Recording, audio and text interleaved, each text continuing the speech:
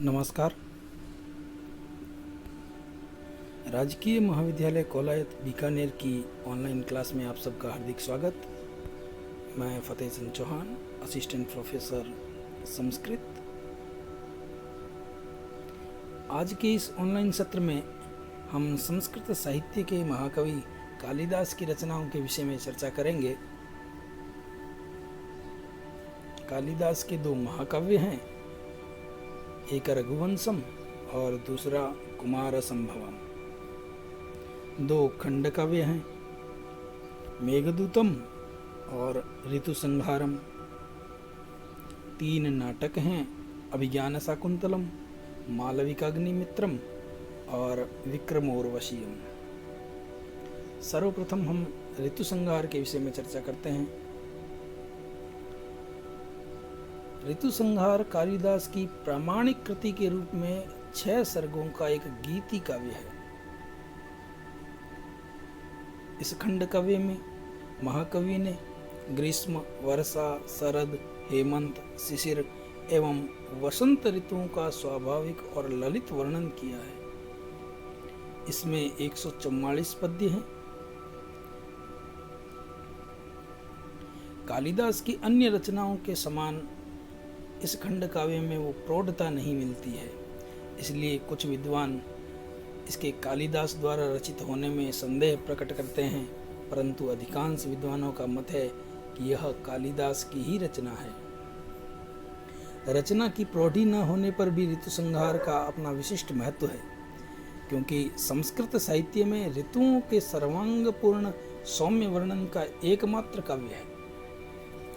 प्रेमी प्रेमिका के विलास की दृष्टि से ऋतुओं का हृदयग्राही वर्णन कवि ने किया है। इसका आरंभ ग्रीष्म की प्रचंडता के वर्णन से और अंत वसंत के मादक सौंदर्य से चित्रित हुआ है। वसंत के आने पर कवि की दृष्टि में सभी पदार्थ सुंदरतम हो जाते हैं। इस काव्य की भाषा सरल और स्वाभाविक प्रवाह से पूर्ण है।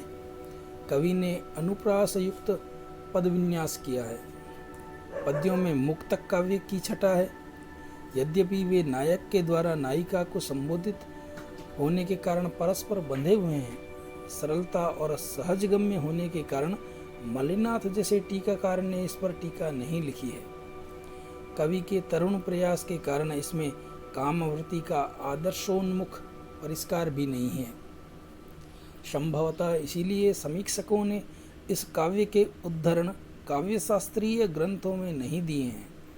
फिर भी इस खंड काव्य में कवि की कल्पना शक्ति और पद विन्यास के चमत्कारिक एवं अलंकारिक उदाहरण मिलते हैं। शिशिर वर्णन में कवि कहते हैं, न चंदनम चंद्र मरीचि शीतलम, न हर्म्य पृष्ठम शरदिंदु निर्मलम, न वायवः सांद्र तुषार शीतला, जनस्य चित्तम रमयन्ति सांप्रतम। अर्थात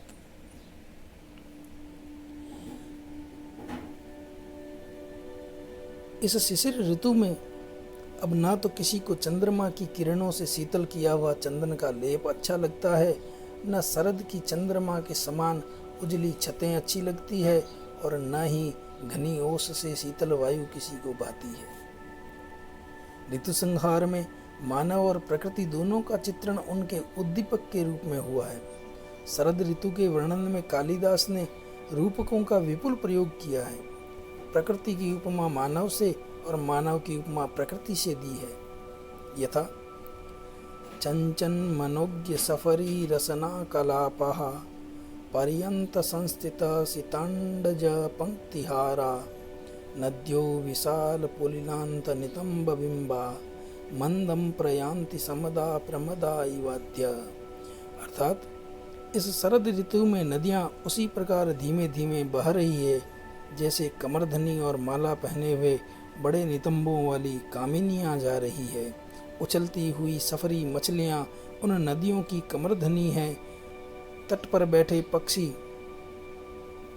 पर बैठे श्वेत पक्षियों की पंक्तियां मालाएं हैं तथा ऊंचे ऊंचे रेतीले टीले उनके नितंब हैं।